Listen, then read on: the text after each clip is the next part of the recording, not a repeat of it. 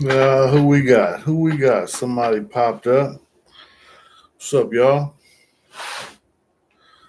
Who out there? Who out there? Hey, what's up? What's up, bruh? Man, how you been doing? Oh, she just had surgery, man. You know what I'm saying? This shit got me fucked. Man, yeah, my little pain medicine wore off yesterday. Yeah, I'm high right now. They got me on some shit. But I had to check in, I just moved. You know what I'm saying? It's been a lot going on. Your boy, the house is a wreck. You know what I mean? We just moved to a new house. And that's the thing. I'm out here with a torn rotator cuff, completely torn, moving, you know what I'm saying, all this stuff. Man, luckily, you know what I'm saying, I got some good folks. I got some people, you know what I'm saying, that helped out with the big stuff, and I appreciate it. But that's the thing, I overdid it. I way overdid it. But as usual, that's what I do. If anybody knows me, they know. But I push myself. That's you know what I mean. That's my get down. I know the feeling. Had surgery on my arm before and rotator cuff and the bone spur. Ooh, yeah. You know what I'm saying. It ain't easy, but you know what I mean. You got to get it fixed so that way. You know what I'm saying. You ready to go. I don't like, you know what I'm saying, I got a boss that I work with, and he told me he had a torn rotator cuff, and he didn't get it repaired because he had to keep working. And so he was like, you know what I'm saying, then it was too late, and it was like, nah, there ain't nothing we can do because, you know what I'm saying, it's already, you know what I'm saying, mended itself. And if we go in, we're just going to mess it up more. So I didn't want to be, he's like permanently certain things he can't do. I don't want that. The way I see it is I'm indestructible. I done broke my back in two places, drove a quad off the side of a mountain, and got up and walked. Can't stop, won't stop is a way of life. But that's been my whole life. Growing up with the way I grew up, it was rough. I grew up in a dysfunctional family. We had issues, but I'm still here, and you know what I'm saying. Life is look, shit's been rough with the move and finances and everything that's been going on. It's been rough, but I'm still blessed. You know what I mean. I just had my surgery, so I'm going to get better. I was worried. You know what I'm saying. But then we found a place to move to. Okay, you know what I'm saying. So now we got to get everything moved. So damn, how am I going to do this? But it came together. We made it happen. Family, you know what I'm saying, pushed and made it happen. You know what I mean? The family, they did their damn thing. And I did all I could, but if it wouldn't have been for them, you know what I'm saying, we would we still be at the other house. We still got a lot of stuff to put away, but it's livable. We got a roof over our head, we secure, we straight. So the way I see it is I'm blessed by the best, praying for the rest. You know, life life keeps getting better. Even when things are rough, it's gonna get better. You know what I mean? That's the way I see it because I've been on the bottom. I was just talking to my boy earlier today about what was he says I said something about, oh, I took the easy route. He's like, nah, your life wasn't easy. You didn't take the easy route. I'm like, yeah, well, now that I think about it, you're right. But I thought I was taking the easy route, the fast money, the easy money, the drug money. You know what I mean? I'm just taking your shit. you know, and none of that stuff lasted. None of that stuff lasted. Now the little bitty stuff I got, I don't have much, you know what I'm saying, but I'm blessed. You know what I'm saying, everybody's healthy, everybody's good, everybody's alive. Everybody is you know what I'm saying, still pushing forward. And as long as you got a chance, you in there, you know what I mean? Because some motherfuckers, some people don't. Some people, it's people stuck up in that box with life without. Ain't never coming home again, will never see outside them cages. And I know a lot of people can't understand that, but you know, when you do a couple decades in prison, you you get a greater awareness of what your freedom is worth. And that's the thing, you know what I'm saying? It's a lot out here that I don't understand, that I'm still learning how to deal with, because I'm used to my three hots in a cot. I didn't have to worry about nothing. I didn't have to worry about, if I had a medical problem, I pay $5. They take $5 off my books, and I can go to medical and get whatever I need taken care of. I need my laundry, it's right there on the yard. They do the laundry. If I need, canteen is right there on the yard. If I need the dentist, then the dentist comes. And everything is right there. You don't go nowhere. If you have major problems, you might go out and get shipped out to a street hospital, and then get worked on out there, but you going right back to the prison. There was one situation, like I said, I did some decades, and I was in CRC. That's what they call Hotel California, and I was in there, and I had a gallbladder. My gallbladder went bad. I didn't know what was wrong. The doctors in the prison couldn't figure out for like 5 months. I'm going to them having problems where the pain is so bad it's hard to deal with. And they keep giving me, Pepto Bismol, and that's it. They can't figure out what's wrong with me. They're not doing anything. They're not, no tests, no nothing. Oh, just go back to your dorm. You'll be okay. And I don't know what's going on, but it gets so bad one night where I wake the cop up. I can't deal with the pain no more. It's like a brick sitting on my stomach. And I didn't know what the hell, was going on, but something is fucked up inside me. So, I had to, I knocked on the door, and at this place, it's a dorm living. And at nighttime, the cops is up in there asleep in the office. They got to do a count every so often. So their alarm goes off and wakes them up. But for the most part, they don't give a fuck. They're up in there, collecting a check. Damn, bro, I had gallbladders. Yeah, that gallbladder surgery ain't cool. But that wasn't the bad part, because the gallbladder surgery went well. I didn't have that pain no more. I was happy. I'm cool. I went back to the prison, and then, they stapled me. They stapled my abdomen. And so when I had, no, they didn't staple it. They did it laparoscopic with the little slits on the side. And then that gave me a surgical hernia. So then a year later, I had a surgical hernia, and then they stapled me up and sent me back from the street hospital to the prison. And my abdomen was filling up with what they call it viscerous liquid, blood and water. So now I have a hole in my abdomen about the size of my fist. And no one knows about it until they take me back from the prison to the street hospital. And then they start taking the staples out. And it's like a gusher that doesn't stop. I'm scared. I'm seeing, just bloody liquid just falling out of my abdomen. So what the fuck is going on? I'm panicking. What the fuck you done did to me? I don't know none of this. And they're trying to catch it, and it's all over the place, man. And I'm shackled up. If I'm an inmate, so I'm being transported with armed guards, and shackles on my feet, shackles on my waist, cuffs. I got hospital related pneumonia after the surgery. Yeah, that's the thing, man. I think, because like when I came back to the prison, now they had to pack my abdomen with this sterile gauze, this clean gauze. And at the street hospital, they said to do it twice a day. But then when I got back to the prison hospital, the prison doctor said, nah, we're only going to do it once a day.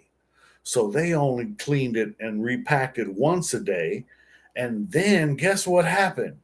It got infected. So now that it got infected, they put a medical hold on me. I was about to go home early to a pre-release, the MCRP, something like that, the halfway house here in San Diego.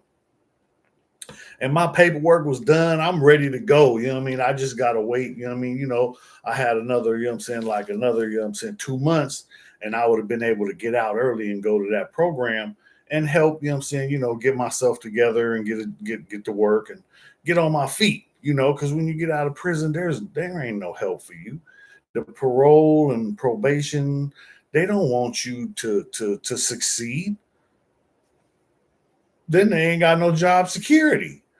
They want to keep you in the system. That's the whole point. If you think about it, the system is designed to keep us in there. We're a battery in the matrix.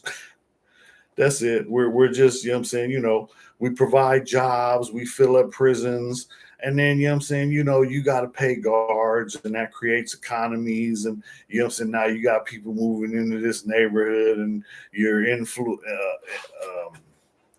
infusing this economy with money from, what I'm saying, the people who work at that prison. And even when California, I remember California at one point said that they can't, that they had people vote on it. They said, nah, you're not allowed to build no more new prisons. Oh, okay. So what did they do to get around that? Oh, we're not building new prisons. We're just going to add another prison on to the prison that we have that's already here. And it's going to be twice the size of the one that was already there. And if you go around California and you go to a prison, there'll be another one across the street, or another one, you know what I'm saying, next door, or another one connected to it. But that's not what the people voted for. The people voted not to build new prisons, but they keep building them. They got privately owned prisons. They shipping us out of state. It's prison is big money. Prison industry is big money. So, we got to find ways, you know what I'm saying, to stay out of the trap. And, what I'm saying, that's I'm trying to promote that. I got hospital related surgery. Yeah, man, what I'm saying, so surgery was the other day, and what was it? Last night. Last night they put a nerve block for my whole shoulder, right? And I couldn't feel nothing. I couldn't move my arm, nothing. And I came home and I'm like, oh yeah, this ain't that bad. People talking about the pain. Pain ain't that bad. Nah, this ain't that bad. And then it's like, hold up, wait a minute. Okay. Then the wife said, oh yeah, they say the nerve block is gonna wear off in 18 hours. So then it was the middle of the night. All of a sudden, pain medicine was gone. That shit wasn't working. That nerve block must have stopped. And it was just like, hey, I'm awake now. But yeah, what I'm saying, pain management is what I'm working on now. The wife, she's been, what I'm saying, babying the shit out of me, And I appreciate it, because I'm a big old baby. uh, is that your dominant arm you had surgery on? Yes, sir. I'm right-handed and the right hand is down. So I'm gonna have to become appendectrous. Appendextrous, something like that. I got to learn to use my left, basically, and it's been difficult. Just try and brush your teeth with your left hand. This is just weird. It's not a lot of things. I'm saying, everything I have to do with my left right now. So I can move it. The hand. I'm saying, it moves and everything, but we're not messing with it. I got to keep it immobile for 6 weeks. And then after that, then they said I start physical therapy and strengthening and getting the arm back. I'm saying, back in fight, back ready.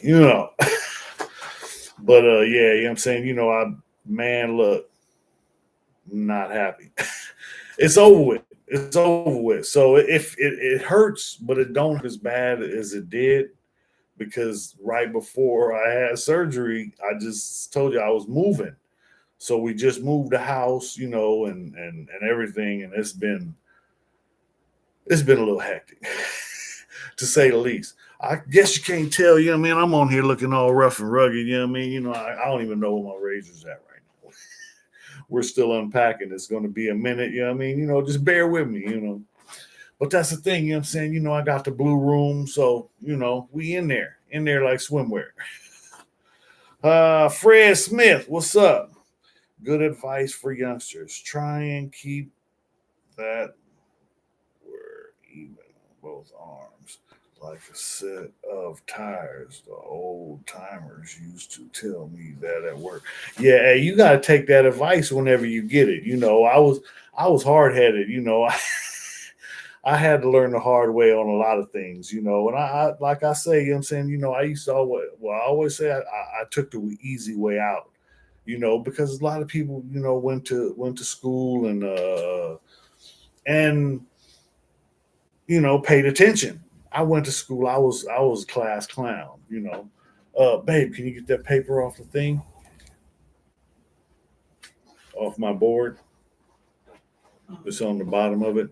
Thank you. Excuse me, fellas. You know what I'm saying? The wifey here. Say hi, wifey. Hey, hey.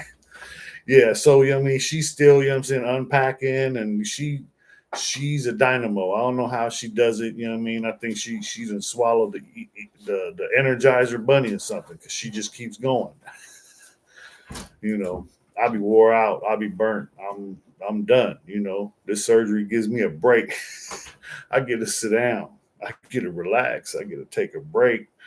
I gotta heal, and it's hard for me because I want to keep going. I want to get up and do things. I don't like asking nobody for nothing, and that's a big thing for me, because I just got had to ask. It started, and I'm learning. It's not an easy thing. I'm not used to asking. Well, I didn't have nobody. People that know my story, they know my background. I grew up in a rough situation. Dysfunctional family. Pops was alcoholic, so pops put me out when I was 13, and we was in the hood. So for me, what I'm saying, I say I took the easy way out, but at that time, I'm a 13-year-old little kid, and it don't even matter. I'm not even. I don't know how to deal with none of this. I don't know how to.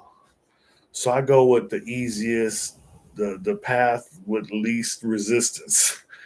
And like I said, I was hanging around with the homies from the hood, and next thing the homie, what I'm saying, like, man, look, my big homie put me in the spot and had me pushing the sack. And it was just, look, man, what I'm saying, you sell this. After that, this is yours. You sell yours after mine is gone. Okay, so I'm making money, but I'm just sitting on it. I'm not spending nothing. I just happy to have a roof over my head. But I got a whole apartment now. It's a 1 bedroom. It's, what I'm saying, it's in the ghetto. It's not, what I'm saying, it got a TV, it got cable. I don't give a damn. If I need something, I tell a crackhead, go get me this. Hey, go get me this. I'm gonna hook you up. And what I'm saying, certain ones, what I'm saying, that know, what I'm saying, I'm gonna hook them up if they, what I'm saying, whatever I need. Hey man, I need a couch. Go give me a couch. Hey man, I need a new TV. Hey, I need a stereo. And what I'm saying, for a chip off the old rock, you can get whatever you wanted. You know what I mean? Females coming around, what I'm saying, oh man, brains, a chip off the old rock. But that's the way it was back then. I remember when I was growing up, I was hanging around older people. Like I said, I was out on the streets when I was a kid. And the first time I remember seeing crack, it was a female, and she was ether basing. And this was with the 151 brandy, with the hanger, with a cotton ball on it. And what I mean, she had a big old glass pipe. She was passing it around. I'm cool. I'm over here, what I'm saying, rolling up joints, putting them in my pocket. I'm low budget. You know what I mean? I was a gutter boy. You know what I mean? I'm I'm no good. Believe that. And at the time, what I'm saying, it was hard on the yard. So I'm gonna get whatever I can get whenever I can get it. And if you got it, I might need it. So yeah, what I'm saying, but it was wild growing up, because I didn't know I was supposed to go and turn myself in to somebody, or ask somebody for help, or go to a policeman. Hey, help, my dad put me out. What am I going to do? They're going to take me home, then I'm just going to get my ass whooped again. The reason I got kicked out is because I knocked my dad out. I knocked my dad out because, what I'm saying, usually when we fight, he whoops my ass. But he hits my mom, he hits my sister. And, at a point, I had enough. And at that time, I was 13, but I was bigger. I was big as a grown man, you know. So, a knock pops out. And usually when I get my ass whooped, I go to my room and it's over with. And, you know, go and wipe my lumps up and sit up in the corner somewhere, stay out the way. I mean, until he stops drinking. And it got to the point where I had enough. And I'm saying? I don't know how it happened, but I knocked him out. And I was shocked. I'm sitting there like, is he dead? What what am I gonna do? So, after that, it was, he woke up, went and got that gun. It's time for you to go, boy. So, I was out on the streets. I came home, and tried to come back and try to come back. And it was just a bad situation after a bad situation. But like I say it all the time, the community took me in. And for people who don't understand that, I'm from Southeast San Diego. So, it's a lot of people, that if you grew up over there back in the days, you knew how it was. It was community. You know what I mean? You would get your ass whooped by the neighbor, then they take you home, and tell your parents, and they gonna whoop your ass again. Because everybody knew each other. It wasn't a lot of that weird ass shit going on, that they got going nowadays. And I don't know whether it's the people, the community, or the outside influences that manipulate and twist us. You know what I mean? Because I got twisted. I got twisted like a pretzel in the whole gang thing. You know what I mean? Because the Crips was supposed to be a positive thing in the community. They were supposed to be there to protect. They was created. It came from a group that was protecting the community. I wasn't protecting the community. I was out for, out for what I could get. It was, that's all it was about. But break it down, community, revolution, and progress. So, first of all, you got to be part of that C, the community, And like I said, I'm trying. I got stuff I'll be doing, right now I'm laid up, but I got a partner, my boy Rasalope.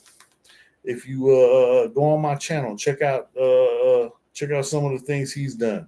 He got phone calls. When you go to jail, in those phone tanks, you used to have to call people collect. People ain't gonna answer no collect call. Collect? Oh hell no. It ain't no more collect calls now. When you go to jail, you get free calls. My boy Rasalope, he the one who did that. He got that in. He got the signatures. He got everything done. He did the footwork to make that happen so that everybody else can benefit. He ain't going back. We ain't going back. You know what I mean? But he out there doing something positive. And that's the thing. Everybody, needs to find a way to do something positive. Because, think about it. The group as a whole, we need more positivity. We need to stop being negative, stop focusing on the bad, and start doing better. That's it. Just do better. Now I'm not telling nobody to do nothing. I'm just telling you what I'm trying to do. I'm trying to do better every day. Everything I do, I try and do my best at it. I don't care what it is. If it's brushing my teeth, I'm trying to brush the shit out of them. Whatever it is. If it's, trying to, do something with one hand, I'll do the best I can. But that's at everything I do. When I'm at work, I'm trying to do my best. When I'm, with my wife, I'm trying to do my best. When I'm making something to eat, I'm trying to make the best meal I can. Whatever it is, I'm trying to do my best. And that's the thing. Everybody, if everybody did that, things would be a little bit better. Just think about it. Try it. Don't go by what I say. Check the shit out. You know what I mean? Hey, let me get some thumbs. Where the thumbs up at? Some hearts or something? Anybody awake out there? Where y'all at? Who up in here? What y'all got going on? It's Friday, man. I know y'all got something going on. I just had surgery, so I'm laid up. I got my wife pampering me. SpongeBob. No. She didn't hear that. Yes, she did. uh, nah, you know what I'm saying? I'm trying to live my life. You know what I mean? I'm trying to do the best I can. I'm trying to live the best I can. I'm trying to keep pushing forward. That's all I can do, and as long as I got breath in my body, I'm gonna keep pushing forward. You can believe that. So what's up, man? It's Friday night. What y'all got up? What's going on? What? Because look, I know, you know what I'm saying. I'm out here in sunny San Diego. It's beautiful out here. But you could be broke and still make it to the beach, drag some wood out there and have a fire. They got the bonfire, you know what I'm saying, sit out at the beach, you know what I'm saying? You can't beat it, the San Diego weather. Man, you know what I'm saying? It's beautiful out here. What's up? What y'all got going on, man? I see you, somebody out there. What's up? Anybody awake? Get your finger out of there. Mark Cannon, Coolio, cooling, smoking. Oh, okay. Hey, that's a good Friday. I ain't mad at you. Man, I ain't mad at you. You know what I mean? Kick on back, relax, you know what I'm saying, and go and burn that forest down. Hopefully you got some good. Don't be going to that backyard boogie. So what's up? Mark chimed in. Who else out there? Come on, I see somebody else peeking in. Go on, put your thumbs up. Where them thumbs at? Hit that heart or something. Come on, people. It's Friday night, man. What's up?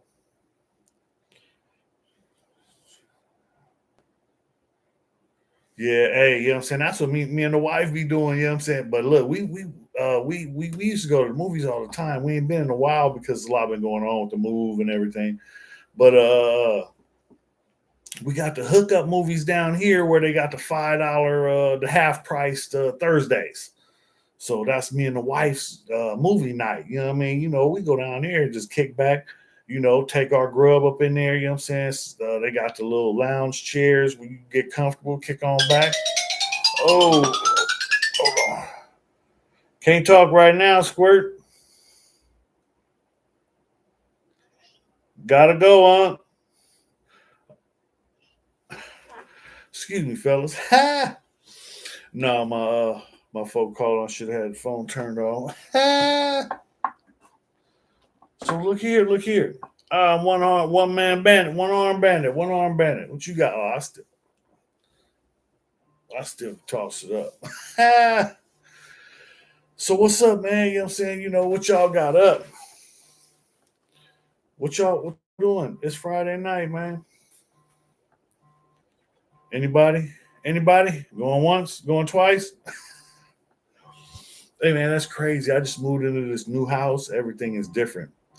It's nice though, you know what I mean? It's not as big, but you know what I'm saying, it's nice. We got, you know what I'm saying, I like the blue room. This is my room. It's all blue, got a little white trim, you know. But it's home. It's where I lay my head, you know. Can't beat it.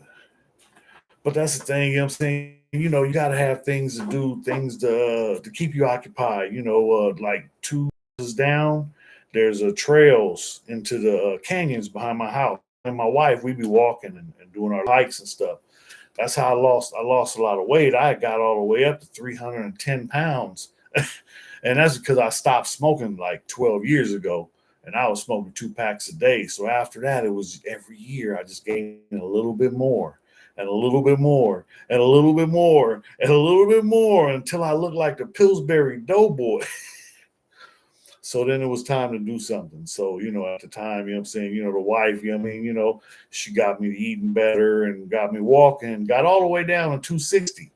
Then, you know what I'm saying, I bubble back up in the holidays and birthdays and yeah, all the good grub, you know what I'm saying? I got back up 280, but now, you know what I'm saying, I'm keeping it there, you know what I'm saying, and not going past that.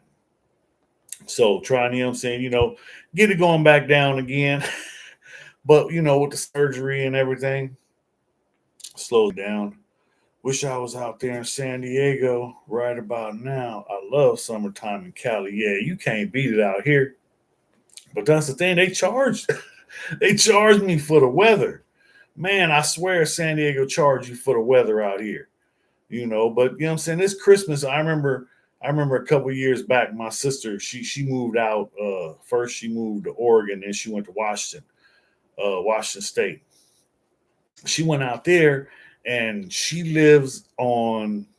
ended up getting some property where you got to drive 20 miles on a dirt road just to get to her property. But when I got out there, it was wintertime. It was 7 degrees. I'm born and raised in Southern California. I ain't never experienced 7 degrees. That's a new kind of cold for me.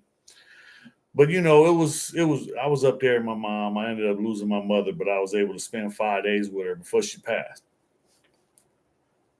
So I was up there, got to visit my sister. And so I don't want, yeah, I'm cool. But anyway, my sister, she sent me pictures up there where it's just snow everywhere, like blizzard 30, I think it was 37 inches one year. 37 inches. Oh no. They had a shed, and then the shed collapsed because of the weight of the snow. Oh hell no. And she's out there in the middle of nowhere. Ain't nobody coming to help you out. You on your own. I'm not, hey, I'm a city boy. You know what I mean? I don't know. I wouldn't know what to do. It's a nice place to visit. But she did that. I went outside. It was Christmas. I went outside Christmas, put the top down in the convertible, you know what I mean? Put my Santa hat on and send her a picture. Hey, Merry Christmas. You can't beat San Diego weather. Who is this? That's VSD. Snow, what up, big dog? I love the Spring Valley, East County, San Diego County. Yeah, I know, you know what I'm saying? I just went out to the swap meet I think last week, right before I had my surgery. I took some little footage and shit, you know what I mean? I'm see about, you know what I'm saying, making a little video for you. You don't want to always talk about, you know what I'm saying, I gotta get out to the East County more. I work out there, you know what I'm saying, but and I know a bunch of people, Sprung Valley is, you know what I'm saying, Rallies used to be the spot before they changed it all up. And, you know, yeah, you know what I'm saying? Good thanks for showing up. Appreciate you. That's right. What gracias. Can't forget the swap meet. Hell nah. Man, you know what I'm saying? But you think about it, you know what I'm saying? Everybody got they got the Crenshaw swap meet, you know what I mean? It's everywhere. That's the man. But that's the thing. You can go to Kobe. I don't never, you know what I'm saying? I ain't never liked the Kobe swap meet. We always go to the and me, I'm always searching for a deal. I'm trying to come up on something. So I'm trying to, you know what I'm saying, go there in the end of the day where people ready to go home. They ready to just get this shit away so they can get up out of here and there's less they gotta carry home.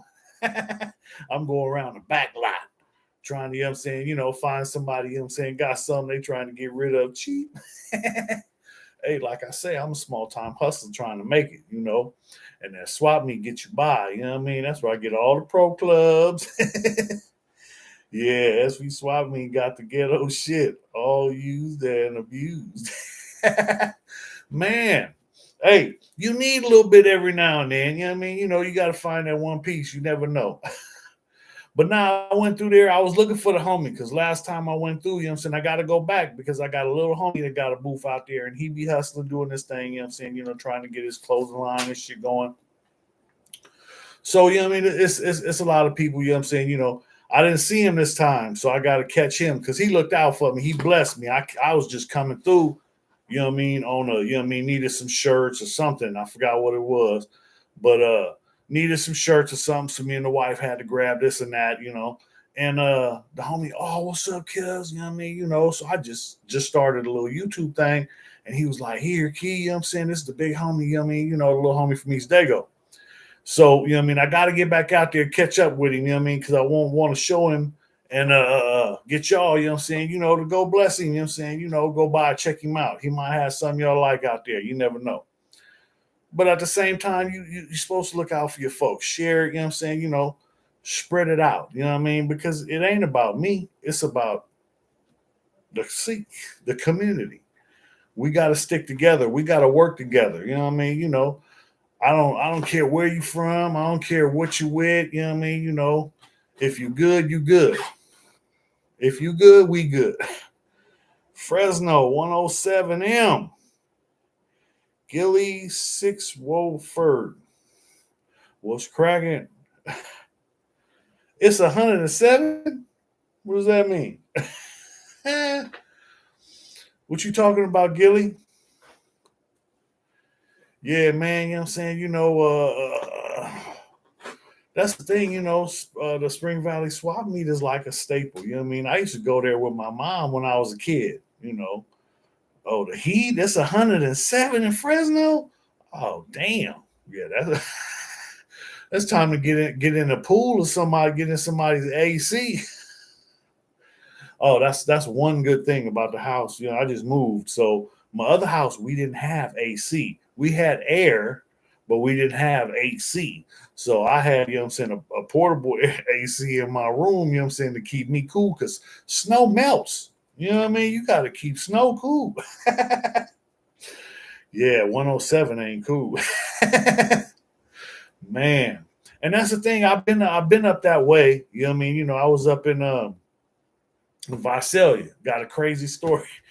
So I was just on a mission, you know what I mean? I was going through a bunch of shit, you know what I mean, on the streets, you know what I mean? I'm going through a lot, you know what I mean? I'm gang banging, I'm white, I'm got kicked out, I'm, what I'm saying, trying to stay out of jail, police looking for me, they done raided the spot looking for me. So I just took off driving one day and ended up stopping in Visalia. uh what is this? The homie Blue Light used to talk about you all the time when I was young, but much love and keep pushing. I'll see you soon when I touch down in the town. Hey, good looking out, good looking out. Appreciate you. Yeah, so I'm just driving, right? And I got family in San Fernando Valley. So when I drive, what I'm saying, I figure I'm gonna go see my uncle, my grandma. So I'm just on the freeway, but I got a lot of shit on my mind. It's a lot of shit going on. You know what I mean? It's shit going on with a couple females, it's shit going on, what I'm saying, with the law, what I'm saying? House got raided. They said they was looking for me. I don't know, what I mean? They didn't catch me. So, what I mean, it's time to get up out of here. So I just hit the road, figure I'm gonna go see my uncle and grandma, and I'm on the E-way. And then I didn't want to stop. I just kept going. So, what I mean, I drive over the Grapevine and I ended up stopping because I got hungry. I ended up stopping in a spot called Visalia. And it was, what I'm saying, I met this female at this little eatery, what I mean, cafe or diner or whatever it was. And I got something to eat, it was the waitress, what I mean, I got mouthpiece. So, what I mean, what I'm saying, got in her ear, and one thing led to another. She was getting off in like an hour. So I'm like, okay, well, look, what I'm saying, I'm gonna go, what I'm saying, fill up the tank, and then I'll be back. What I'm saying, I'll be in the parking lot in the black caddy. Just come over. So I go, what I'm saying, fill up the tank and sit there, and I fall asleep in the car. So she comes knocking on the window and I follow her. So she had a little Sentra. So I follow her to her place. And then we, I'm saying, we sit there, we talking, I'm saying, outside. And she's like, so I'm like, what do you do for fun out here?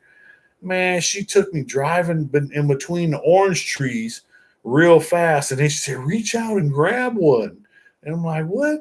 And she's like, I'm like, hell no. She going fast, right? She's like, it don't hurt. And she stuck her hand out and caught an orange.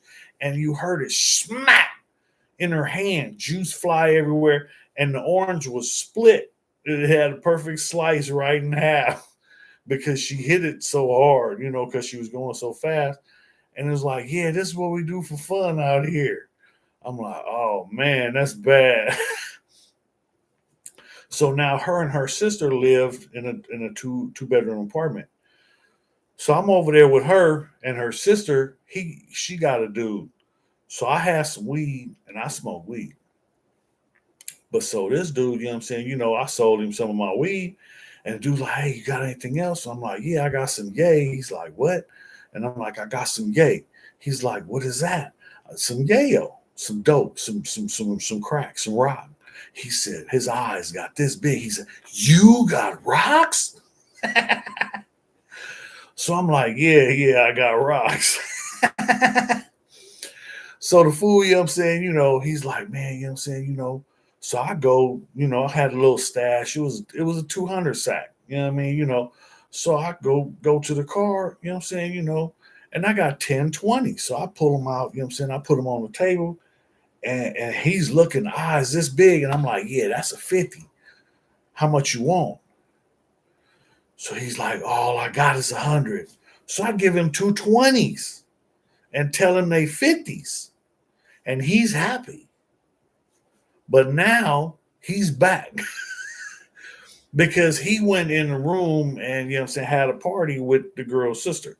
So we had left, went and got something to eat, you know. So, you know what I'm saying, okay, we bounced, you know what I'm saying, went around, you know what I mean? And this when she showed me the little oranges and it was like, that's it. The whole little city, and that was it. Visalia is just nothing. It's like farmland and the freeway and a few houses. And that's it. There's nothing out there. So, you know what I mean? It was cool. You know what I mean? Like I said, I was out there because I was trying to clear my mind. You know what I'm saying? Hey, steady ranching. I see you. I see you. Appreciate you showing up. Yeah, but so I was out there in Visalia and I'm, you know what I'm saying, this dude, he leaves. This is okay. So this is a dude I sold him the rocks. So he's in the room smoking with her sister. So now she's buying from me and he leaves. So he leaves. The next thing you know, he comes back with somebody else. So I don't want to deal with you. Don't bring nobody to me. I checked the fool. You know what I mean? Let him have it. Scared him because I don't know none of these people. You could be the police. So now I'm not selling to him. You come in here and you bring the money, and then I'll deal with you and you deal with him later. I'm not but he wants to. Okay, well that's between you and him. You know what I mean? I'm not dealing with him. I don't know him, and if you bring anybody else to me, I'm gonna whoop you. So long story short, I turned the girl's house, I turned her apartment into the rock house because like I said, all I had was 10 20s, but I sold each one for 50. So now I got $500. I jump right back on the freeway, go back to San Diego, and I'm telling the bride, this is all that one day. I just got up here, sold out that fast. But now I see how easy it is. I can I gotta get it while it's there. I smash back to Dago, re-up, back up there, and just sit, you know what I mean, in her apartment. Man, I was up there for like a month and a half. Her sister turned into a crackhead. She was getting evicted from the apartment. The Her apartment was the dope house. It was, you know what I'm saying, So I had met another little bride because now I need another place to lay my head because it's too hot. You know what I mean? To close your eyes. You know what I mean? Somebody gonna come in and try and lay the spot down or something. So, I'm up here by myself. So I'm on security mode. So I, you know what I'm saying, met some other little bride, and I'm creeping with her, and we had went to the drive-in movies. So we went to the drive-in movies, and on the way back, the police pulled me over. Now I got a gun in the car, I got weed in the car, and I got yayo in the car. So that's it. You got possession for sales with the cocaine because it's bagged up for sale. I got weed, you know what I'm saying, and I got an illegal firearm. So that's it. You got me. So the police pulls me over and he tells me, "Oh, I hear you're the new dope man in town. I just want you to know that I know it's you and I'm going to get you." And when he told me that shit, I'm like, "What? This dumb motherfucker don't know he got me." So I'm like, "I don't know what you're talking about, sir." He's like, "Okay, I just want you to know I'm going to get you. I'm going to get you." I'm like, "Hey, I don't know what you're talking about, sir." He's like, "All right, get out of here." I leave. Man, I figured out it was over with. You had me. You had me. He lets me go. I'm gone. I hit the, you know what I'm saying, I go clean out and just leave and never went back. By then I had clocked. I had came up, and I was only up there like 2 months. But you know what I'm saying, in that 2 months, I stacked a little knot, went back to Dago, you know what I'm saying, pockets full clowning, you know. But that's the way it was. The money never lasts. It was fast money. And that's why I say, you know what I'm saying, I used to think that I took the easy way out. but it wasn't the easy way, because if I think about all the money I ever made, that's from selling dope, from robbing, from jacking, from stealing, from taking any way, any face, fashion, or form, it doesn't add up to a minimum wage job for the amount of time that I spent in a box, in cage, in prison. If you calculate that 20 years and what you would have made making minimum wage, I still would have made more working minimum wage for all those years. And I used to think I took the easy way out. But it wasn't easy, because going to prison, being a white crip, I mean, I got stabbed 13 times. I got shot by the block gun. I got beat by the police, and they had a thing called a flapjack. I got, I've been in more fights than I can remember. I've been jumped. I've been in riots. It wasn't happy fun time. you know, Prison for me was, always watching behind him, because I had a reputation. If anybody been in the California prison system, they most likely they done heard of Sniwroc.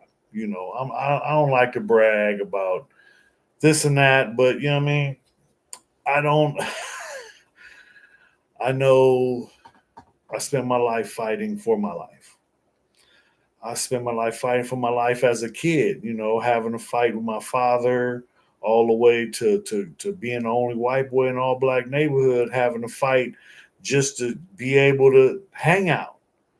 Because I remember going home as a little kid, nose busted or lip busted. Mom, can we move, please? Boy, we ain't got no money to move. Get your ass back outside and play. Come back outside. The homies out there. What you doing back? I ain't got nowhere else to go. So they got tired. Because I wasn't going nowhere, you know. And that's the thing, you know what I'm saying? The homies gave me the blues, but everything the homies put me through helped me survive all the stuff I had to go through when I was in prison. Because, like I said, when I was in prison, being white and being in a black gang is like in the 80s, that's like a death.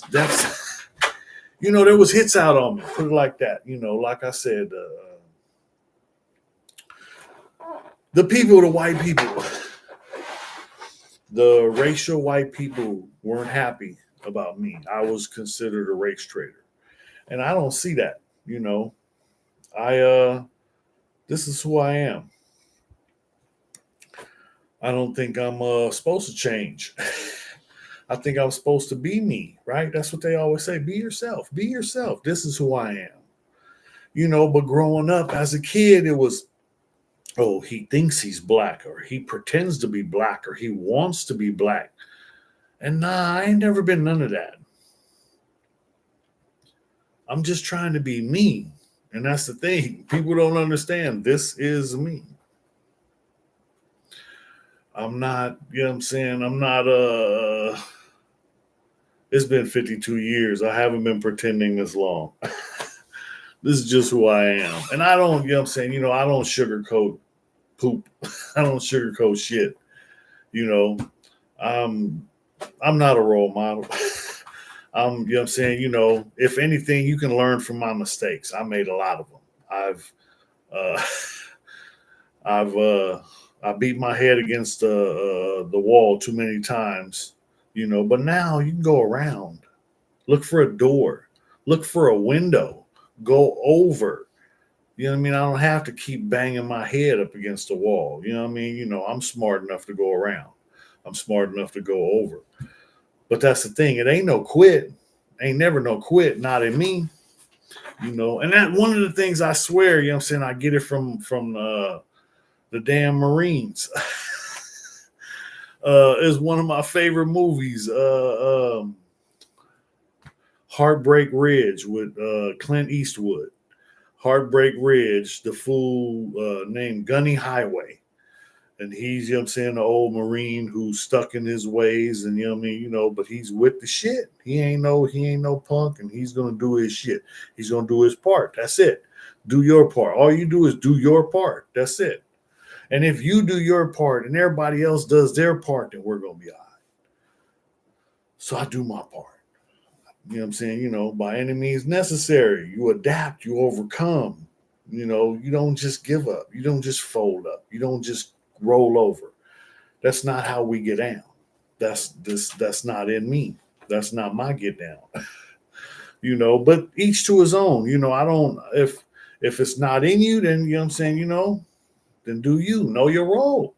It ain't for everybody. You know what I mean? Some people are good with one thing, some people are not. So, you know what I'm saying? You have to go with your strength. Go with whatever you're best with.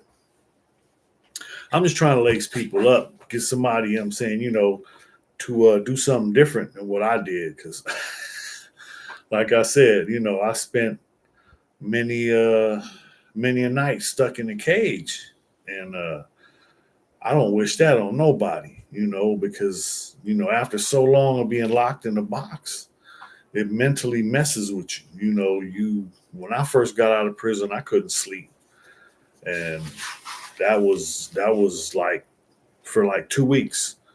I'd sleep for like 10 minutes or 5 minutes, and I'm up. A dog barks or car drives by, and I'm waking up scared because I don't know where I'm at. Something's wrong. I'm not in my cell. My cell door is enclosed. If my cell door is closed, I feel comfortable enough to take my shoes off, to go to sleep, to lay down, to relax. But when the door is open, your shoes is on, your feet's on the floor, you ready to go. This is, you know what I mean, this ain't happy fun time. In prison, people die. And I've seen people killed, I've seen people die, I've had to you know what I'm saying, fight for my life many a times. And I'm not here to brag about it, or you know what I'm saying, glorify it, because that was some stupid ass shit. I shouldn't have had to go through that. But that's the way the system is set up. So, you deal with what you got, and you keep pushing. That's my get down. I'm the can't stop, won't stop guy. I don't ain't no quit in me. Ain't no giving up. Ain't no, I don't know. Ain't no laying down. Ain't no folding up. Oh yeah, funny stuff. Okay, check this out. Okay, most people, there's a couple people on here. Has anybody ever heard of No Jumper? The No Jumper, they mentioned me, and it's a trip because I guess somebody, the guy's name is Mark McGrath. He's, I guess, oh damn, everybody left. Damn, everybody left. Ain't nobody on no more. It says 0 viewers. Everybody left me. My wife's still watching me. Look at me. All right, y'all ain't watching. I'll get up off of here. I'll give y'all some time if y'all need to be alone.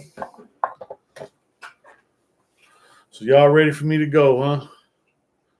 Oh yeah, it's time for my pills too. Ooh wee. Well, my pills. Give me my pills. Nobody's on. Nobody's. Well, somebody came on. Shh. I'm gonna take my pills. I need some water. So what's up? Who we got? Who that peeking in? I see 2 people that peeked in. Who we got? It's Friday night. What y'all doing? What y'all got up? Friday night. I know y'all got something cracking besides your backside. Hey, don't trip. You know what I'm saying? I'm on heavy pain medication. So what's up, people? It's Friday night. What we got up? I know somebody out there doing something. Where you at? What you doing with it? Anybody? Somebody? Huh? No? Maybe so. Okay. Don't be shy. Speak up. Don't hit that chat. Hit that thumbs up. Hit that heart. Something. Hit yourself. Stop hitting yourself. You ready for where my bills? What you looking for? Okay. See, luckily I got one good arm. And every time it walks by, I get a handful of it. So what's up? It's Friday night, man. What y'all got up? For a minute, I thought y'all was all leaving. I had a whole bunch. I had like 8 people on here. Then it went down to 7 and to 6. Then it went down to 0. Now I'm back to 3. What y'all doing? There's 3 new ones. What y'all got up? Get your finger out of there. What y'all doing this Friday night? Somebody chime in. Say something. Where you at? Who we got out there? Friend or foe? Up, we got foe. I see foe. There go foe. What y'all got up? It's Friday night, man. What's cracking? Come on, let me know. I might pop through. You know what I'm saying? I'm high enough. I'm about to be. I'm about to get my pain medicine. I'm about to be real high in a minute. So what's up with y'all? What's up with y'all? What y'all got up for Friday night, man? It's Friday. I know y'all doing something. The weekend, something. Anybody? Going once? Going twice? Nope. Okay. All right. So I was telling my boy how I always took the easy way out. And I used to think the easy way out was, selling dope and robbing and jacking and and all that. But it wasn't. That wasn't the easy way. That was the hard way. The easy way was to go get a job, to go get a 9 to 5. If I would have got the 9 to 5, I would have been set. Man, I'd have been on by now. That's crazy. Now, see, I'm not sure if I'm allowed to take these on air. So close your eyes. And I'm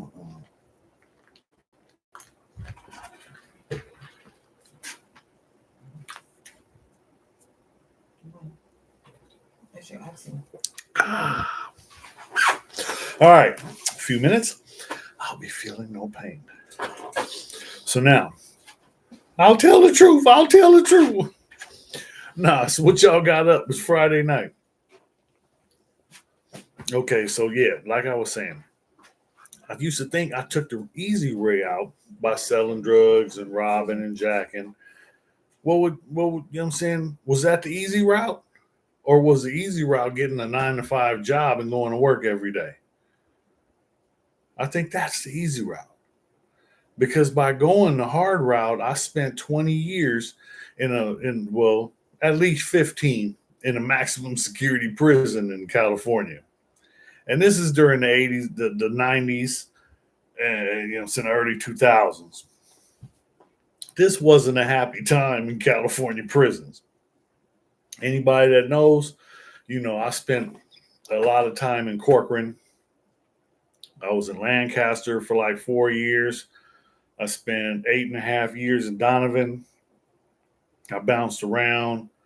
Been all the way to Jamestown.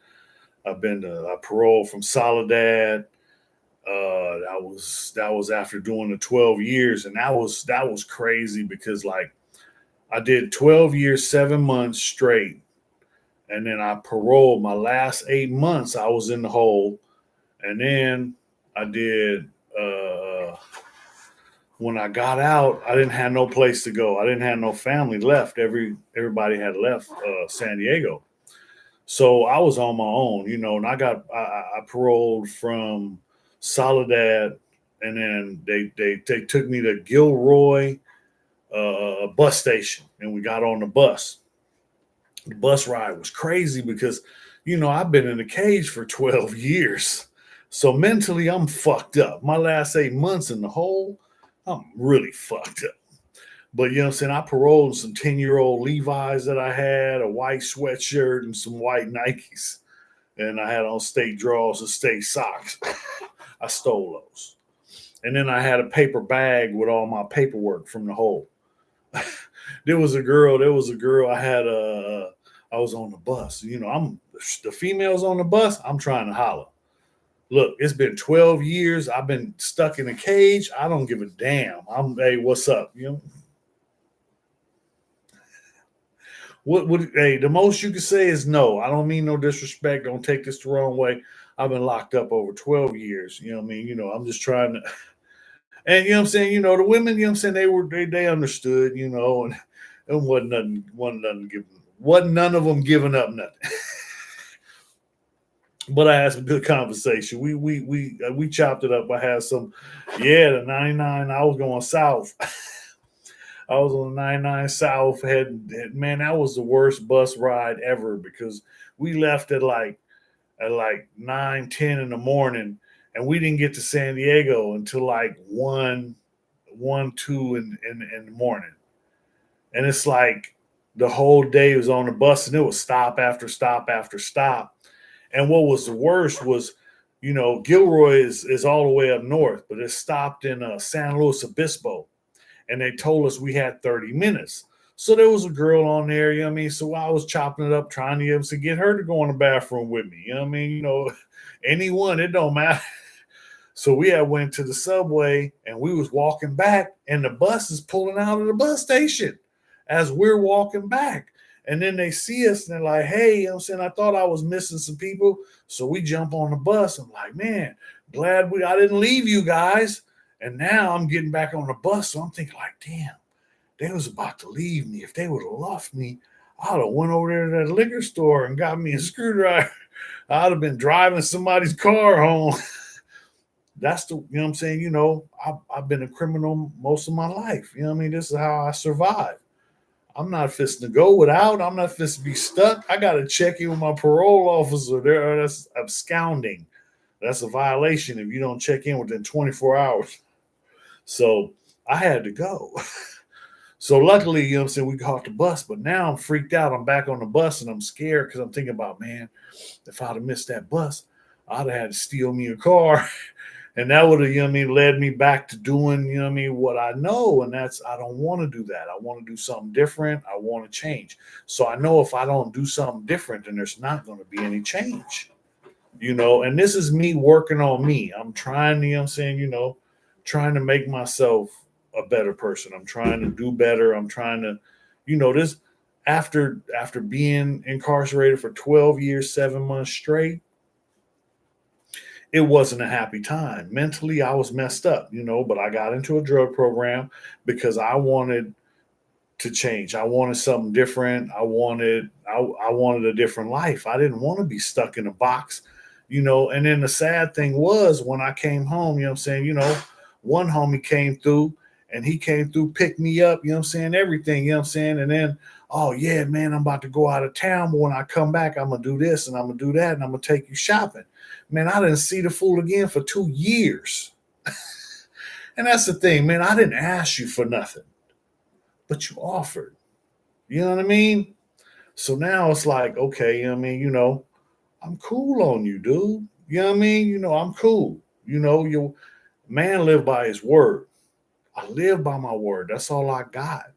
You know what I mean? So I live by mine. Joe Watts, what's up? It's so easy to steal cars from the 90s. Fun times. Yeah, man, it was, hey, you already know. Man, I used to stay in the hot model. I remember my mom needed a ride. I picked my mom up in the hot model and gave her a ride. Hey, that's the way it was back in the day, And now it's like, I don't know, things are different. I'm an old man and everything I got, I'm saying, I got to pay. Everything costs an arm and a leg, And that's the thing. I got 2 cars is broken down right now, sitting up, waiting and hoping I get enough money to get them fixed. But that's the way it is. That's the way it goes. You know what I mean? Sometimes it's chicken, sometimes it's feathers. And you know what I mean? I done had feathers many times, but for the most part, I eat chicken. And like I say, I'm blessed. I've been going through a lot, you know what I mean? I just had surgery, you know what I mean? I'm all messed up. I just took these pills and they started Yeah, man. Mm. So, no more pain in the shoulder.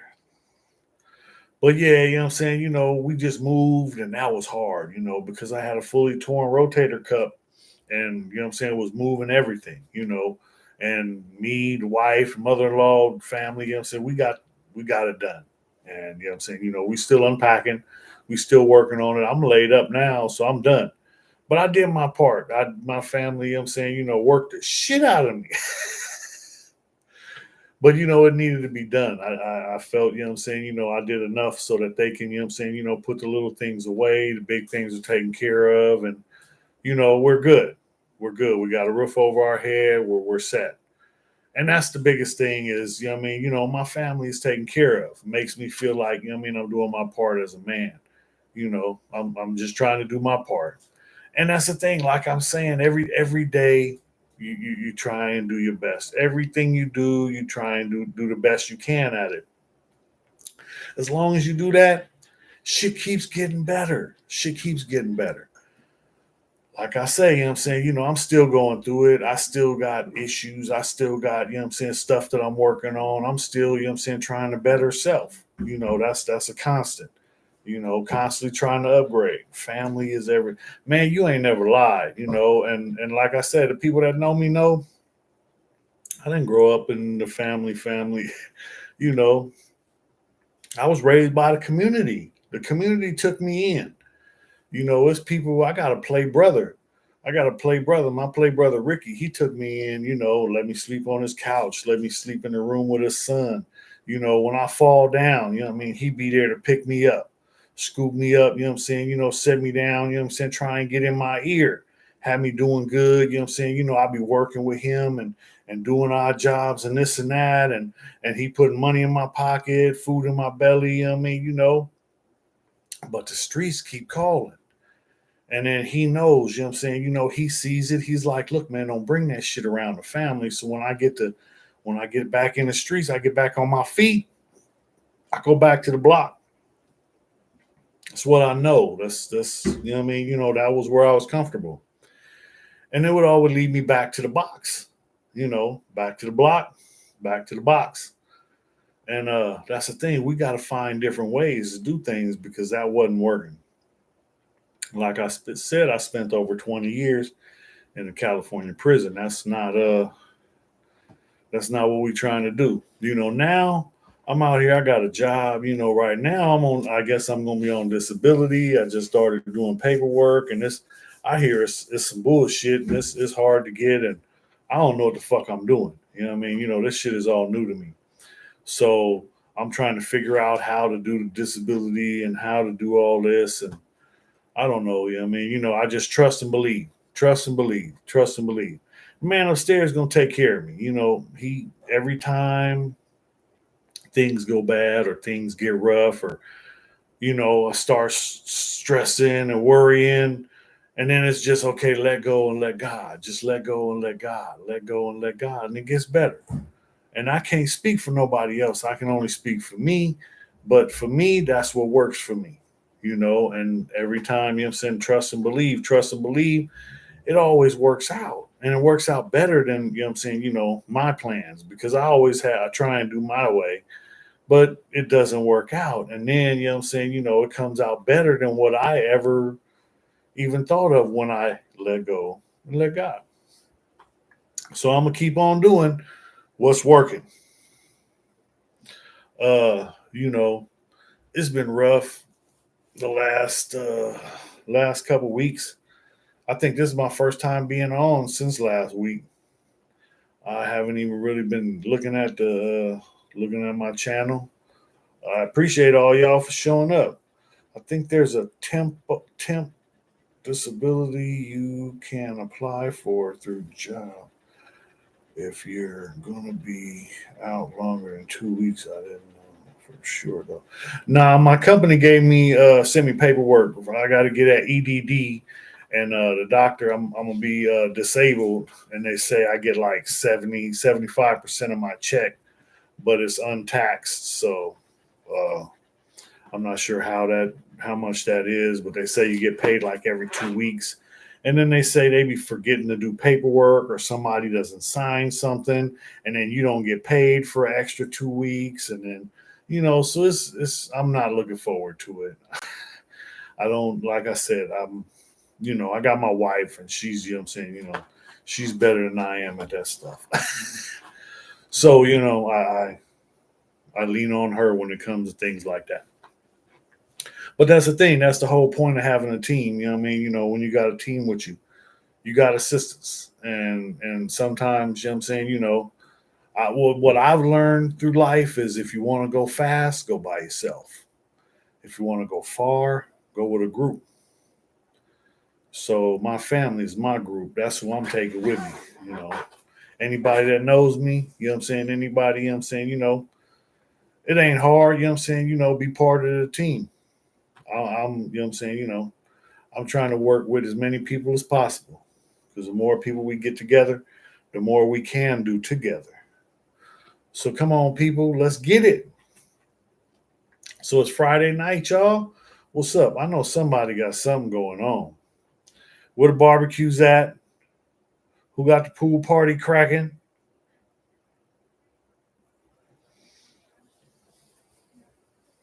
Anybody? Anybody? So what's up? Y'all gotta give me something. What y'all doing? What y'all got up for the weekend? Man, I know I'll be out there doing something. I'm gonna be right here later. Yes, right here, laid up, feet up in the air, arm on my little pillow, waiting for my pain medicine. Ah, boy, yeah, I tell you. One of these days, I'm gonna find my razor and cut some of this fur off my face. Starting to feel like what's that dude's name? Grizzly Adams around this motherfucker. Anyway, so what's up, y'all? It's Friday night. It's the weekend. I know y'all got something up. Somebody got something. 44-year-old with trust issues. Got nothing, bro. What? Man, you better slide up in between some thighs somewhere. Shit, a closed mouth don't get fed, and closed zipper don't get head. Man. Nah, I'm a loner. I don't like crowds. I got certain people like I got trust issues too. I feel you on that because you can't trust a lot of people. Most people don't have your best interest at hand. They're thinking about their best interest, not yours. So you have to find those people, and those are the ones you need to find. A way to clip that, clip that line, let them go. Some people, ain't supposed to be there for you. You got to find the right ones. I'm blessed. When I found my wife, that was the best thing because like she has a way of centering me, so of grounding me, of keeping me cool. And a lot of people don't understand, I get worked up fast. I get worked up easy. And I got a quick trigger because, that's the way I survived. You get off first and you get off fast and you get off hard. So the next motherfucker don't have a chance to ask what happened. It's just over with. And that's, that's my mentality for most things. You just attack it, you go after it. And that's when I go to work, I attack. When I go to work. I go here, I got a job, this is my priority, this is what my focus is on. So like even my wife knows, like she called me at work. Why are you calling? Don't call me unless it's an emergency. I'm getting paid to do a job. And I'm now if there's something you need to talk to me, hit me with a text. And then on my break or whatever, then I'll call you, but don't, sometimes I can't drop what I'm doing. Sometimes I got stuff in my hands and I can't be on the phone all the time. But I remember days, when I first started working and I used to be on my phone all the time because phone was new and I was just out of prison. And, oh man, every chance I got, I'd have my phone on in my pocket talking. Oh yeah, yeah, yeah, yeah, yeah. you know. But now, you know what I'm saying, the way I look at it, I take responsibility for my actions. And my actions are, where's my priority? My focus is on the phone.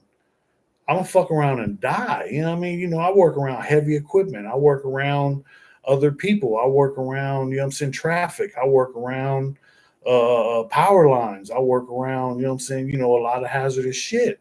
So if you're not focused, if you ain't got your head on right and you ain't paying attention, you can lose your life. And that's, you know what I'm saying, worst of all, you can kill someone else. We had one guy, this was our company has safety meetings every Monday. So one Monday in the safety meeting, they had this guy come in and he came up and he got up there and he spoke. And this was a grown ass man, construction fellow, big guy, you know what I mean, and he got up there and he was telling his story and crying like a little girl. I'm talking about tears just falling like a waterfall.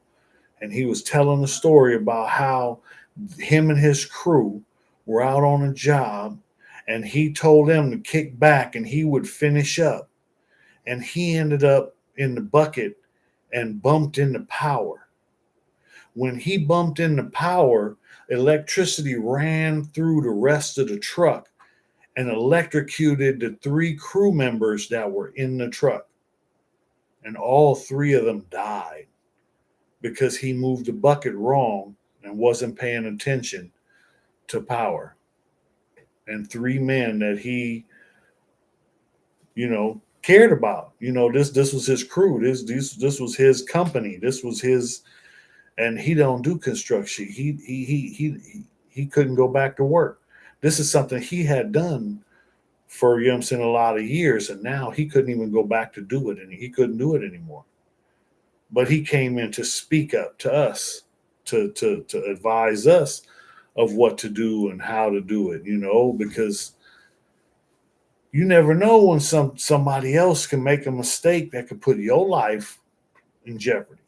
So that's the thing. You got to trust the people you work with to be paying attention, to be on point, to be aware of what's going on, or somebody could die. I think about it all the time because I drive a lot at work. So I carry big loads and a lot of, uh, uh, a lot of stuff in the back of my truck. So if something comes out of the back of my truck and kills somebody, then I just got a life sentence because they're not going to, think twice about giving Sniwroc a repeat violent felon. They just going to wash me up. And I know this. So I take extra care when I take a load. I strap my load down. I make sure it's straight. I make sure it's tight. I make sure, nothing gonna fall off because I'm responsible. Some people, don't put as much into it.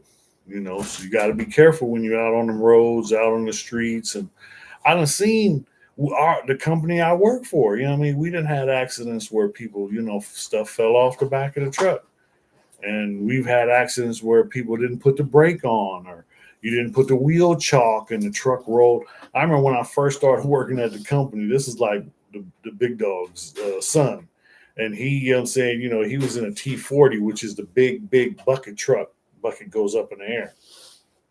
He didn't put the wheel chalk and a truck rolled right back into a brand new BMW.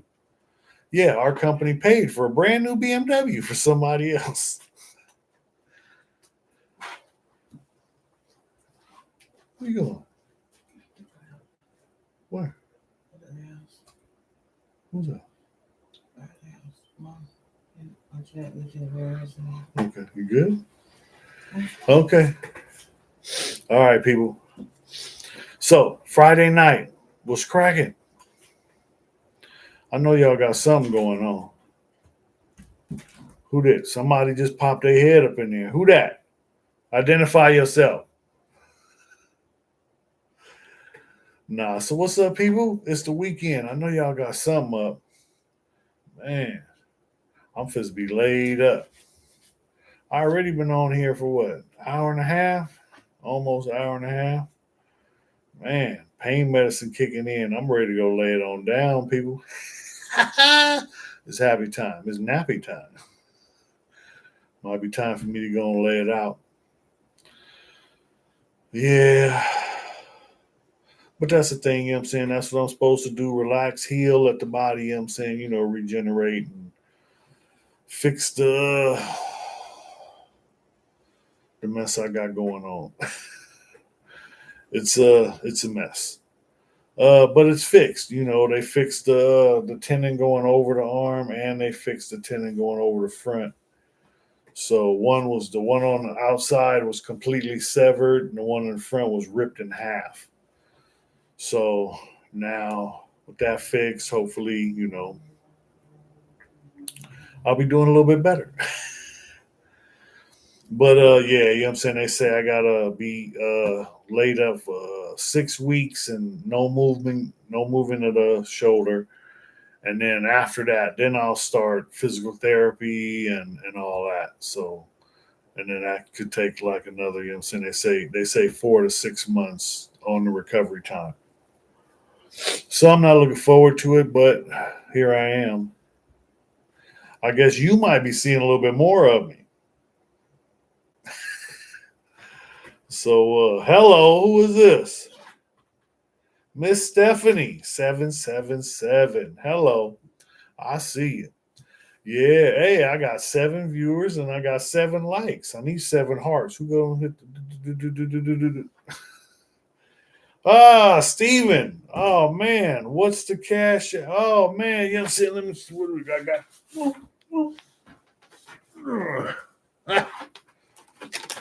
Hi. Can you see it? There it is. Steven, can you see it?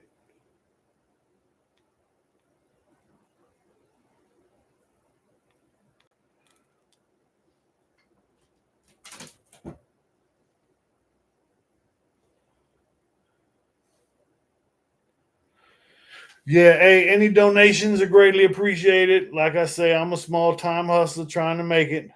Got it. Yeah, hey, appreciate you. Anything you can do, like I say, I'm a small time hustler. I'm trying to make it. But like I said, I just got monetized. So last month I made $60 on YouTube. Hey, it's a drop in the bucket, but it's something, So now I'm trying to double that. So let's see if y'all can help. All I say, man, hit the like, you know what I mean? Hit the share, hit the comment, you know what I mean? Keep watching. I'm working on making it better. I hope you gain good traction, bro. Not enough real ones getting heard. I'm out though. Have a good weekend, everybody. Appreciate you, Joe Watts. Appreciate you, man. Thanks for showing up, man. I see you on here all the time, man. I appreciate all the support. Gonna have a good weekend, brother. Stay safe. So what's up? What y'all got going on, man? This Friday night. I know somebody got something cracking. So what's up, people? What's up, people? Talk to me. Stephanie, what you got up? Who we got? Who we got? Where y'all at? Who in San Diego? Anybody? Hey, the pain medicine is kicking in. It's almost nap time, boy. So let me see. Yeah, see what was crazy? I just seen something. Was that no jumper. The no jumper. They was talking about me. It was some dude on there, Mark McGrath. I guess he's the guy from Sugar Ray. So he was talking about he's into the gang culture and this and that, and you know what I'm saying. And he was talking about some white crip named Snow. So then the other dude was like, "Oh, you talking about Sniwroc?" And then you know what I'm saying. That was somebody in the back, I guess. You know what I mean. Telling Adam. I guess the Adam 22 guy was like, "Oh, you talking about Sniwroc?" Yeah, Sniwroc. That's a trip. You know what I mean. You got my name all in your mouth. Hey, keep that Sniwroc out your mouth. Nah, I got a few little things going on I'm trying to work on. I got a little more time on my hands because I'm not working 10 hours a day now. So I'm gonna be pushing on some of these other things and trying to make some other things happen. So hopefully you'll be seeing a little bit more of me. So let me see. I'm back to working on my book that got put off for a while, you know. Oh shit.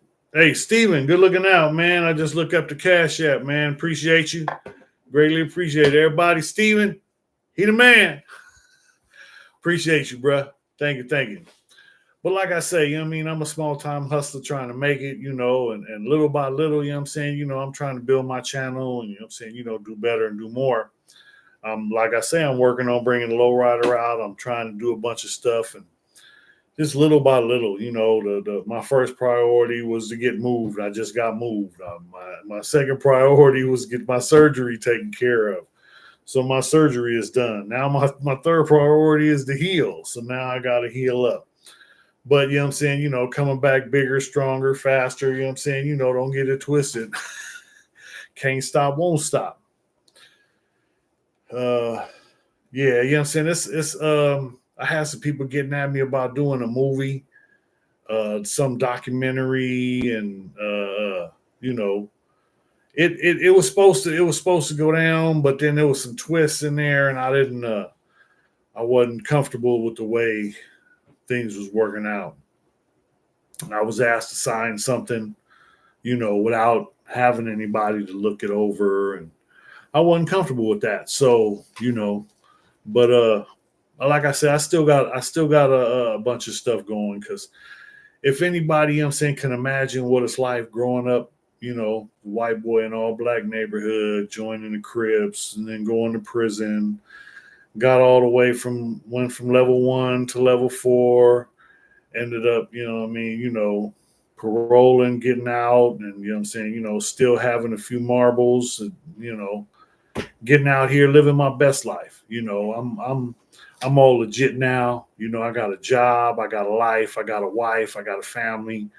I'm out here trying to be a man, and that's what everybody should strive for first, is be a man, because a lot of people are out here faking the funk and what I'm saying, just pretending, because me truthfully, I didn't know what a man was until I was in my 30s.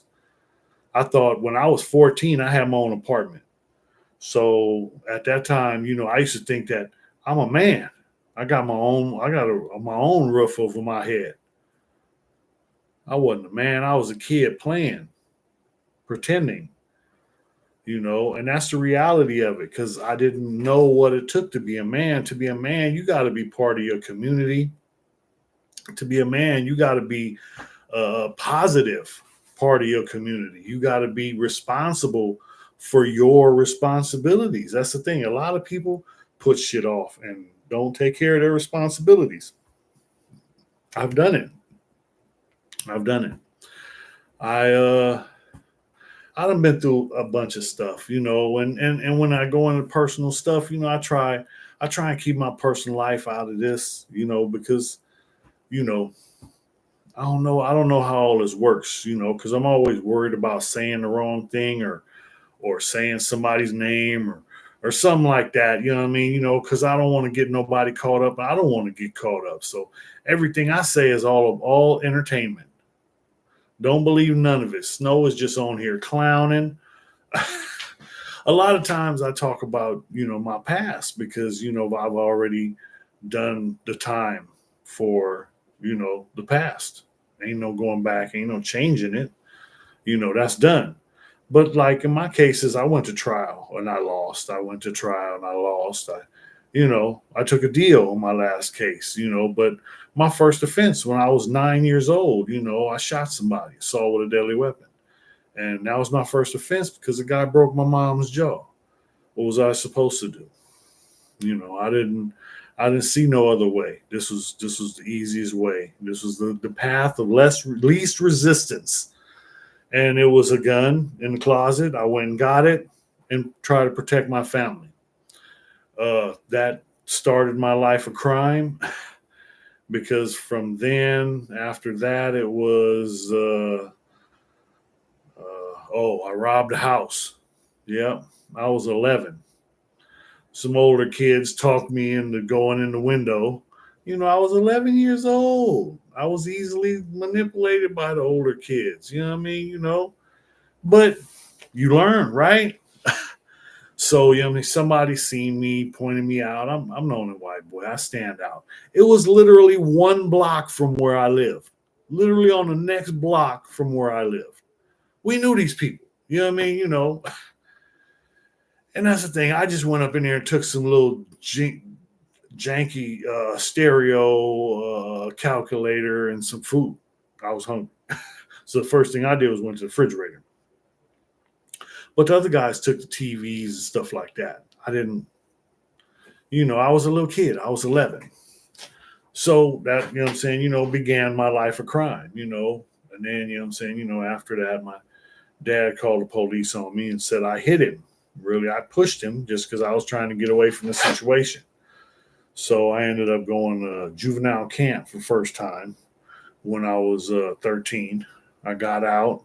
And then right after that, now, I've been on the weights and running the obstacle course and getting nice and healthy. And then when I came home, that's when me and my dad got into it. I knocked my dad out. So when he woke up, he went and got that gun. And it was time for me to get out.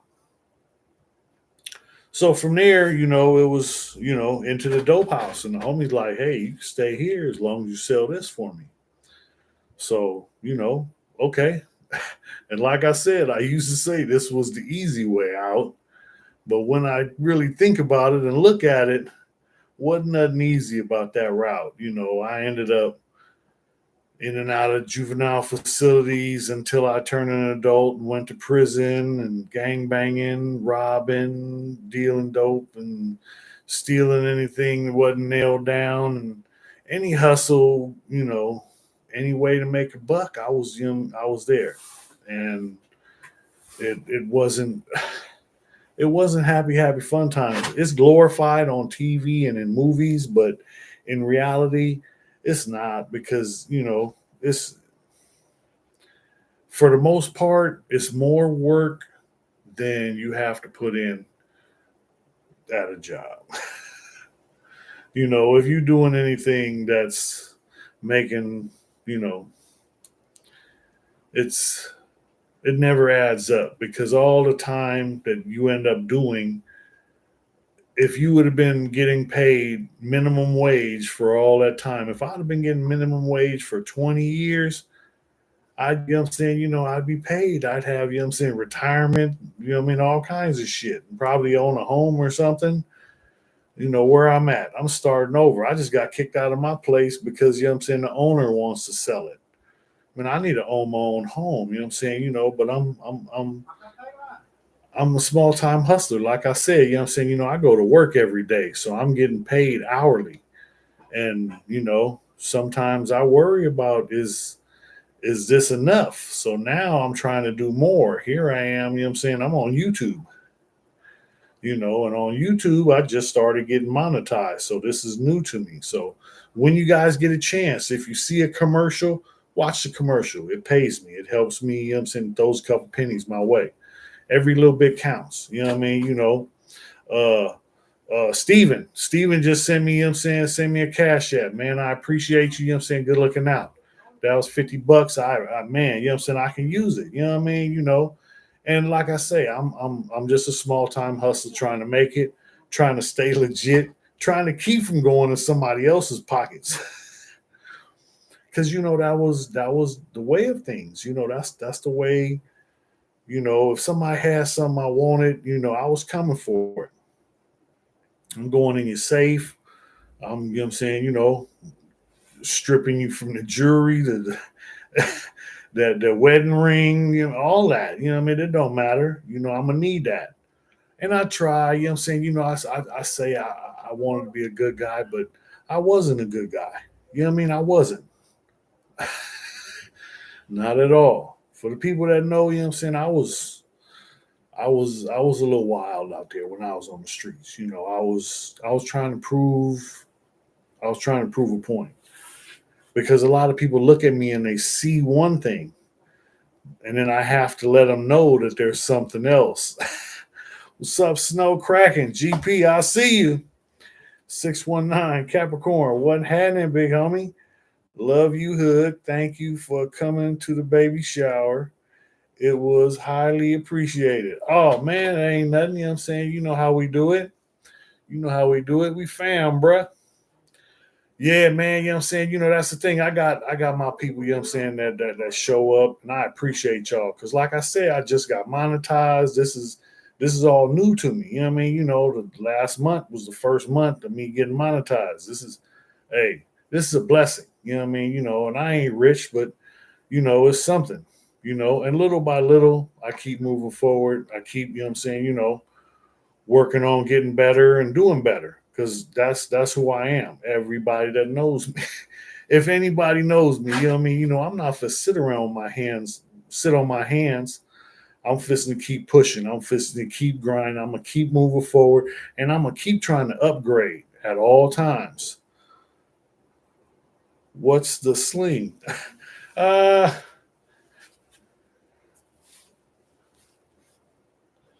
I just had surgery, rotator cuff. They did my surgery on the 6th.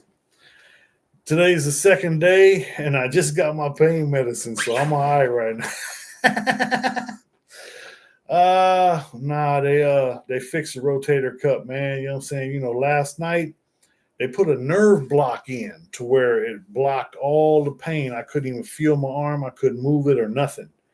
And that thing ran on. I think my wife said it was supposed to. They said it would start wearing off after 18 hours. So after 18 hours, that shit wore off last night. I was, oh man, I thought I heard somebody's dog started hollering now. Oh, oh, that shit ain't cool. Damn it, I didn't even know, man. Oh, big bro. Oh yeah, you know I'm indestructible. Can't stop, won't stop. You already know it. But nah, this is a good thing. You know what I mean? This is gonna be, you know what I'm saying, you know, get my shit better. You know what I mean? You know, so I uh I ain't complaining. It needed to be done.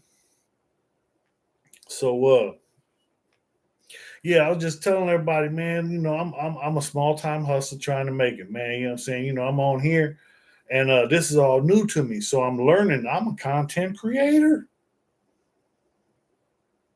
so this is a hustle for me now.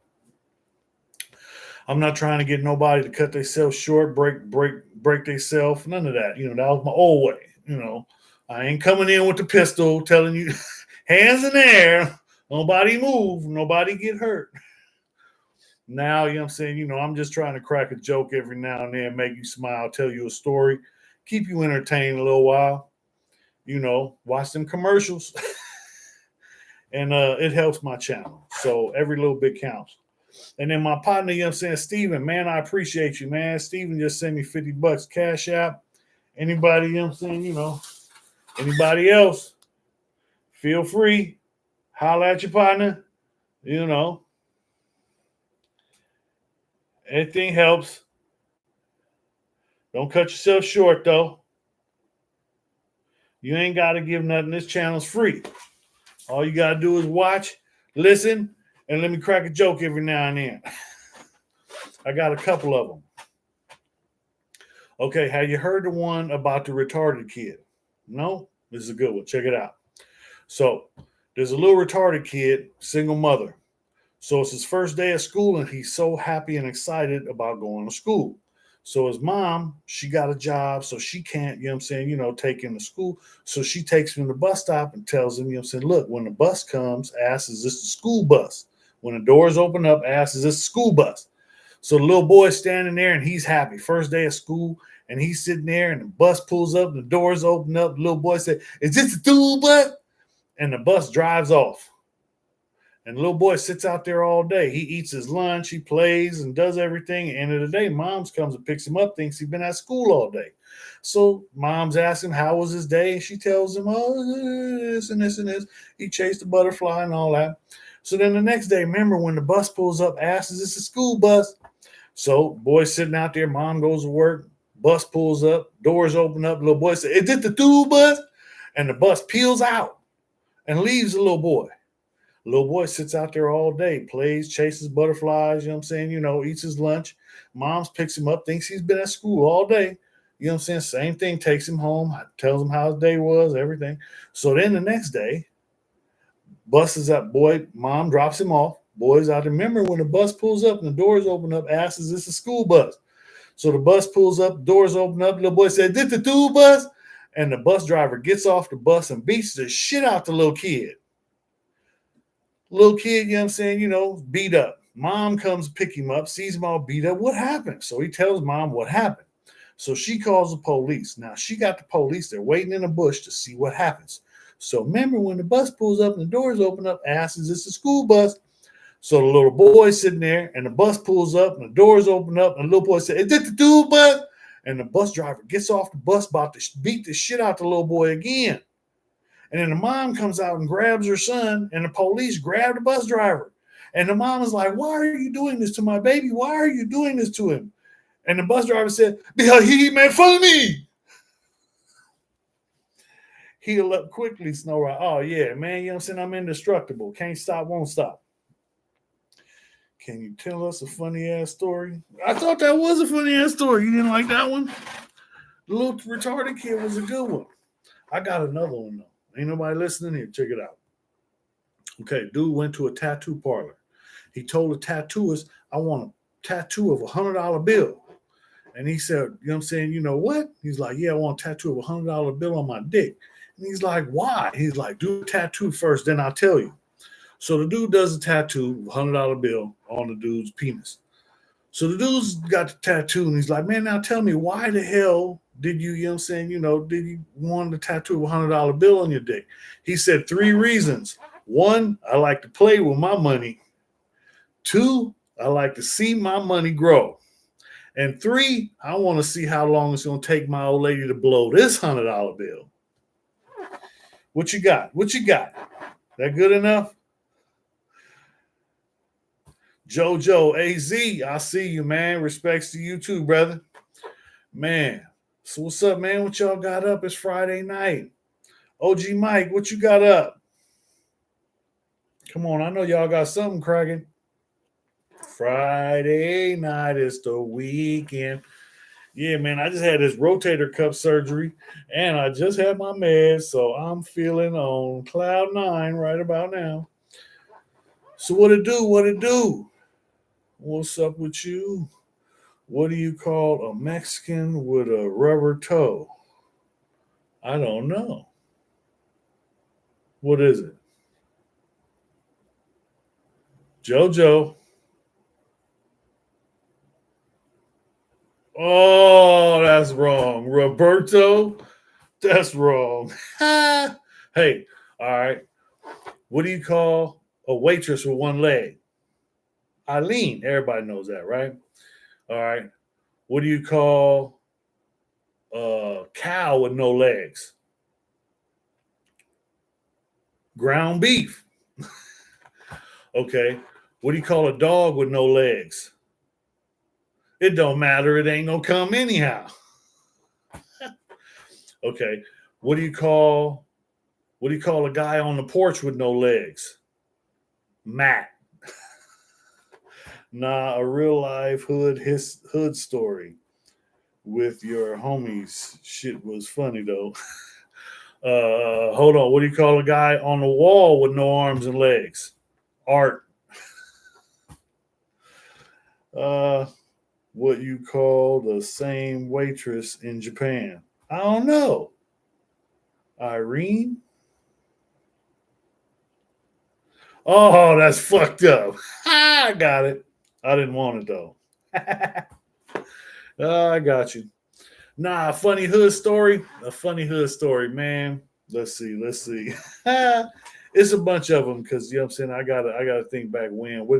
Because I'm not sure. You know what I mean? Something funny. Because there's a bunch of funny shit that happened.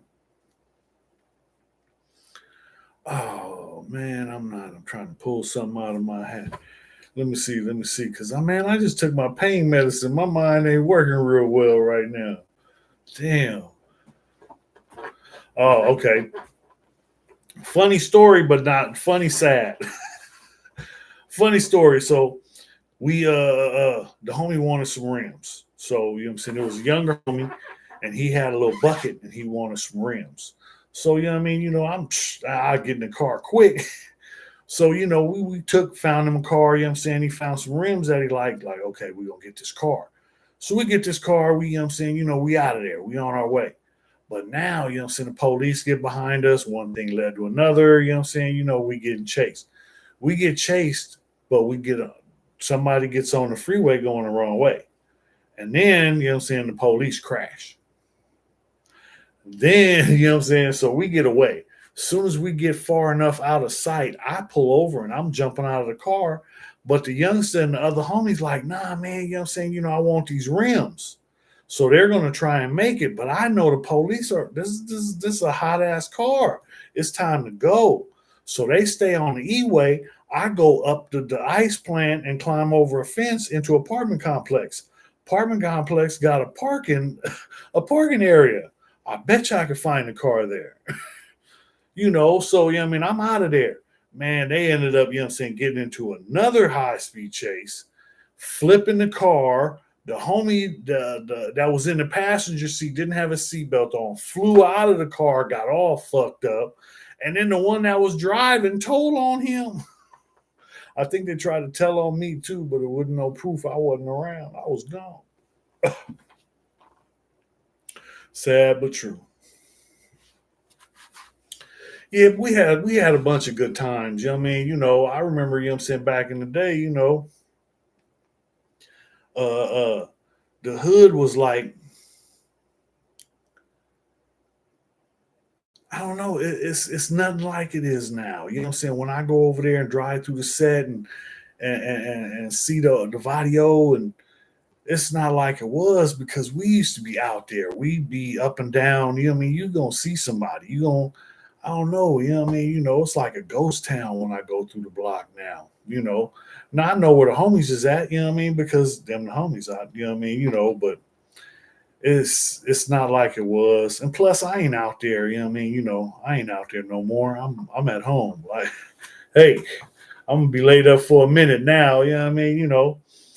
I'm not I'm trying to be out the way until my arm gets better in case, you know what I mean, somebody tries to cut in front of me at the Burger King or something.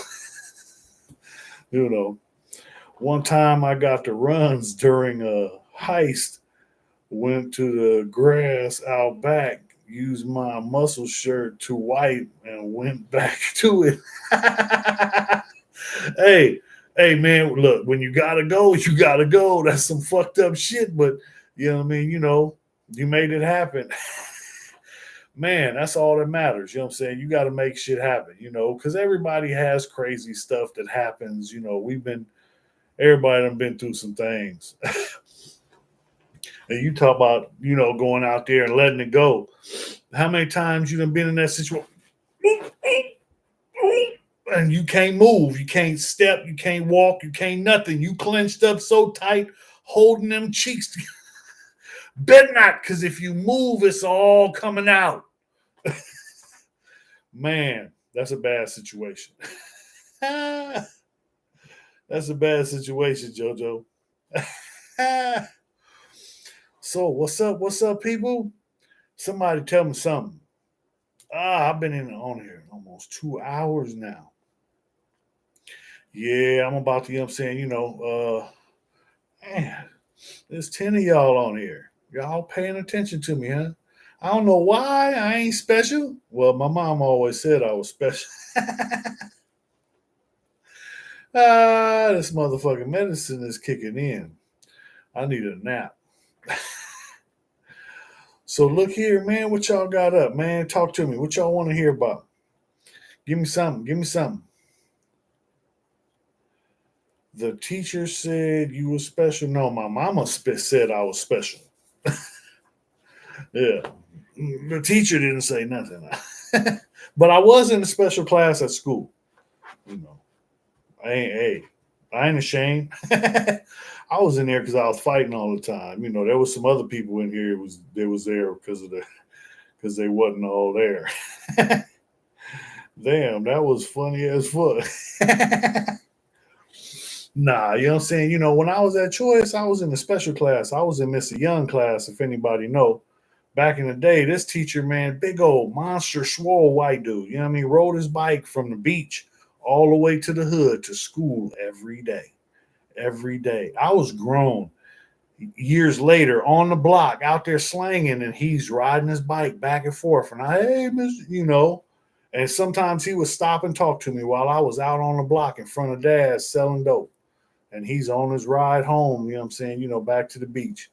And he would stop and talk to me, trying to tell me to do something else, you know. And I respected him. He was a good dude, you know what I mean? He was one of the best teachers that I had. But you know what I'm saying, you know, I was young. I was only there for a year.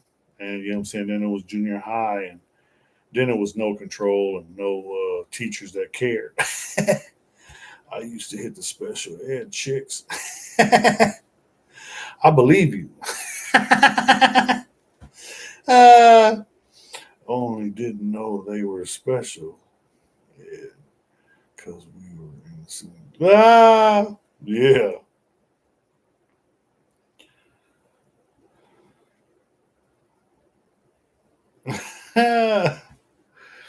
Yeah, man. You know what I'm saying? You know, look, I'm uh I'm gonna have to let y'all go, man. You know what I'm saying? You know, I need to go lay it out. These pain medicine, you know what I'm saying, got me burnt out, fellas. But look here, man, I'm gonna be back on, you know what I'm saying? You know, I'm gonna probably go live again tomorrow. I ain't got nothing to do. I'm stuck at home for a while, so you know, y'all be seeing more of my ugly face.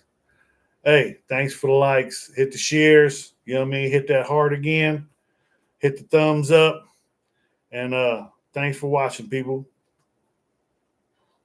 Have a good evening, brother. Salute. Thank you, JoJo.